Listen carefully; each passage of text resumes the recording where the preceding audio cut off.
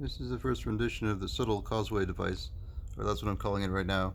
We can see with the level that when weight is applied on the long end, it tilts downwards, but then there's a counterweight on the opposite end, and then the ball may roll further, and due to the counterweight.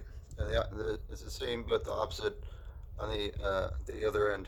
So we can see that rolls out, and then theoretically it can roll about equal level, except due to the height of the ball, it can press down on the following drawbridge arrangement, and